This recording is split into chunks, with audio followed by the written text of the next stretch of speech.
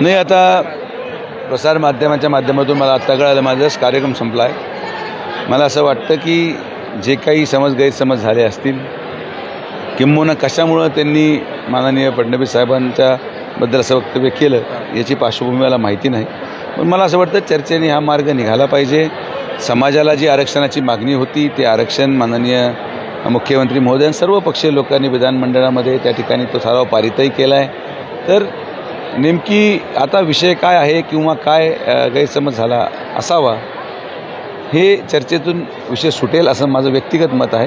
पण निश्चित या सगळ्या प्रक्रियेमध्ये जी काही घटनाक्रम आहे त्याची संपूर्ण विस्तार माहिती घेतल्यावरच मी माझी प्रतिक्रिया देऊ शकतो।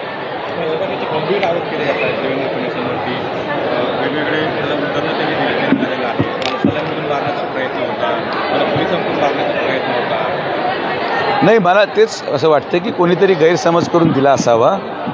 त्या सगळ्या वक्तव्यांच्या पाठीमागं कोण गैरसमज पसरवण्याचा प्रयत्न करतो आहे किंवा कोण त्यांचंही मन दूषित करायचा प्रयत्न करतो आहे हे देखील शोधणं आवश्यक आहे।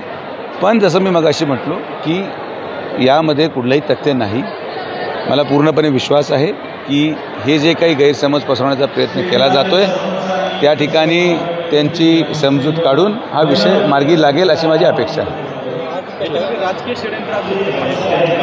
नाही, मी म्हणत नाही राजकीय षडयंत्र, पण मला असं वाटतं की जे कोणी चुकीची माहिती त्यांना देण्याचा प्रयत्न करत असावा किंवा त्यांच्या मतामध्ये ज्याला आपण म्हणतो विष कालवायचा प्रयत्न करत असेल हा कोणीतरी एक व्यक्ती असावा, अदृश्य ज्याला आपण म्हणू शकतो, जो हे करायचा प्रयत्न करतो आहे आणि म्हणून ह्या सगळ्या गोष्टी यदाकदाचित वाढत आहेत। पण मला विश्वास आहे संपूर्ण समाज हा त्या ठिकाणी संयमाने आहे, आरक्षण मिळालेलं आहे आणि लवकर आपण याची अंमलबजावणी देखील करत आहोत। म्हणून झालेला गैरसमज दूर व्हावा आणि ते करायसाठी सरकार निश्चित प्रयत्न करेल।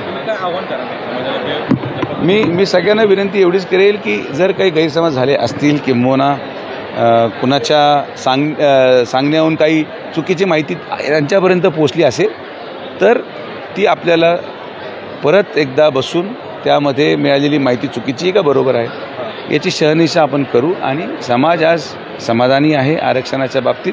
तर आपण सगळ्यांनी एकत्रित राहून सगळ्या समाजाला बरोबर घेऊन आपण चाललं पाहिजे आणि मला विश्वास आहे की समाज हा संयम दाखवेल।